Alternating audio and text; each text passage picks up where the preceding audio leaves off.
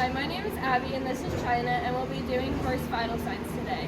It is good to do horse vital signs because you will be able to know what is normal before it is abnormal. Mucous membranes. When talking about the mucous membranes, where to find them is in the gums of the mouth, and then in the conjunctiva of the eye, and also in the vulva of the mare.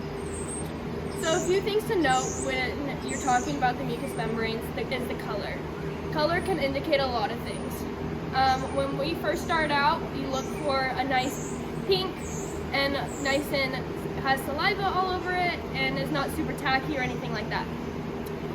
Blue could indicate lack of oxygen.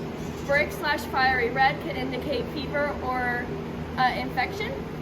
And then yellow could indicate jaundice. So go ahead and look at the capillary refill. This goes into looking at the blood circulation and if they're hydrated enough.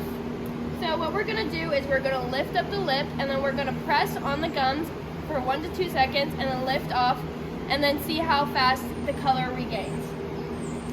So we're going to gently open up her mouth and we're going to press and lift and hers returns back to normal. Okay, so now we're going to move on to the pulse. The pulse is located underneath the jaw, and we're going to find the maxillary artery. And then once I find it, I'm going to time myself for 15 seconds and then times that number by 4. So I found her pulse, and now I'm going to start the timer.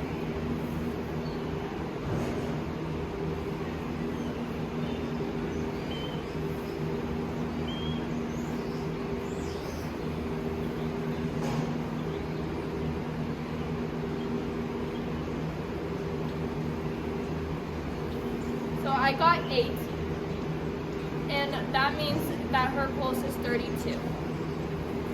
So now moving on, we're actually going to go down the leg to find the digital and radial pulse.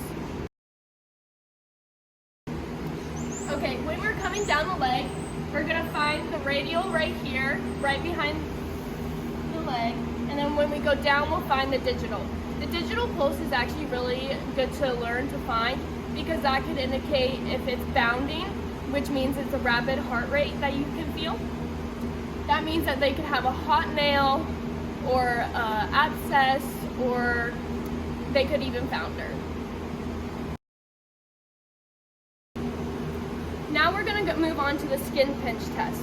This is really good to know and to test on all horses because it can indicate whether or not they are hydrated or dehydrated. So up here is the nuchal ligament, and then the spine, and then the scapula. So I pretty much just created a triangle. So we're going to want to do it right here, and we're only going to pinch and let go and see how long it takes the skin to relax. And as you can see, her skin goes straight back.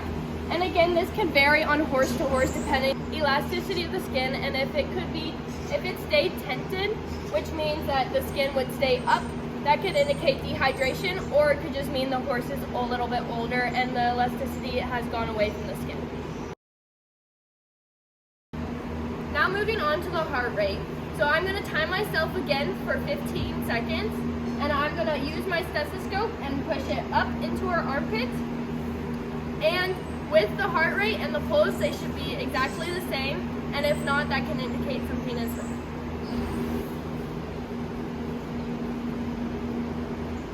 So once I find the heartbeat, I'm going to start my timer. And I'm starting it now.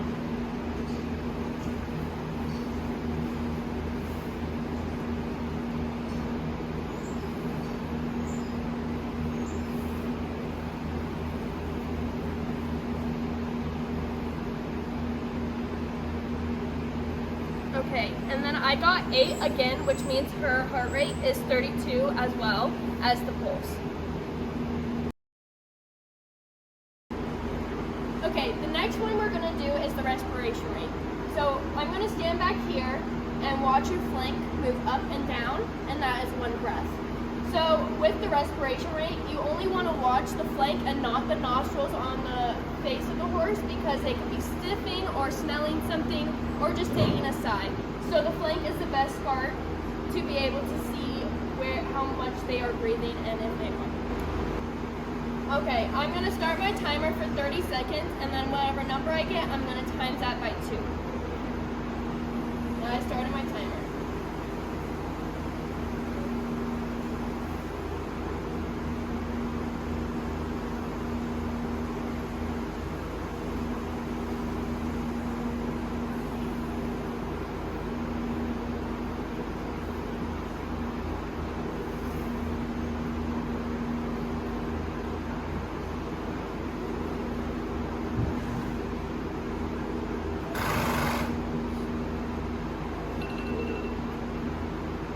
I got 4, so times that by 2, which is 8. So again with the respiration rate, hers was in the normal range from 8 to 16. And when looking at it, we can also go into the detail of inverted respiration rate, which is really bad, and if that means that her respiration rate is higher than her pulse, and we do not want that. When looking at gut sounds, you want to make sure that the horse is a normal gurgling noises and things like that. When we're listening, we don't want to hear running, which that could indicate hypermodal. Pinging could indicate gas. And when we're also listening, we don't want to hear no noise, which could indicate impaction. So I'm going to listen in all 4 quadrants. The first quadrant's up here, second, and then the same on the other side, which is 3 and 4. So what I'm going to do is I'm going to put my ear down and keeping a look at her ears, making sure that she is comfortable with me being here.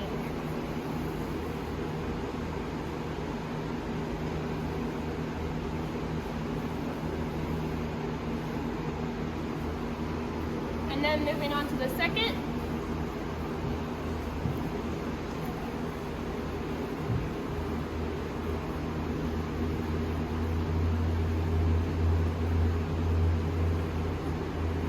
And then I'm going to move around to the third and fourth. Again, making sure that she knows I'm here and putting my head down, making sure she's comfortable.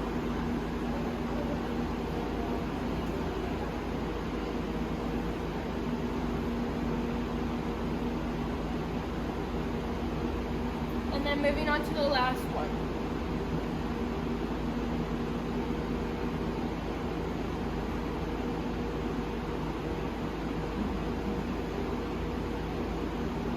And all I hear is perfectly normal gut sounds, which are nice, easy gurgling noises. Now we're going to move on to the temperature of the horse. The normal range is 99.5 to 101.5. Now, with the digital thermometer, it does read a degree lower, so we're going to have to add one to the ending temperature that we get. If you're using a mercury thermometer, it is more accurate, but you'll have to shake it down past 90 degrees and then also get a string and a clip to the tail because you'll have to leave it in for 2 minutes. For today, we're going to be using the digital thermometer because it is faster and easier. With that, we're going to clean it and then put petroleum jelly on it. So we're going to grab some chlorhexidine or noble sand and we're going to wipe it off like so. We're going to dispose of that later. We're going to grab our petroleum jelly, but we don't want to stick this into the petroleum jelly. We're going to use our finger. And then we're going to wipe this on there. So we're going to move back towards the end of the horse and making sure that she knows that we're there, keeping eye contact with the ears. We're going to push your tail to the side and make sure you insert at a 45-degree angle. And we're going to turn our thermometer on outside, and we're going to insert and then hold there until it beeps.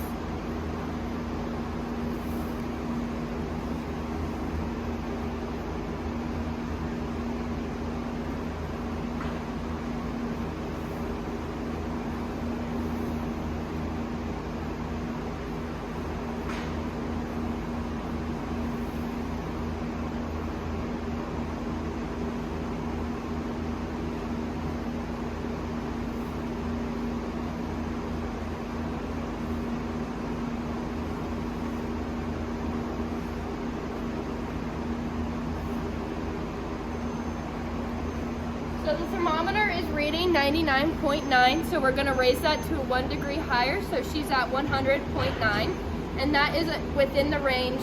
We have now completed all the vital sign tests that we normally do.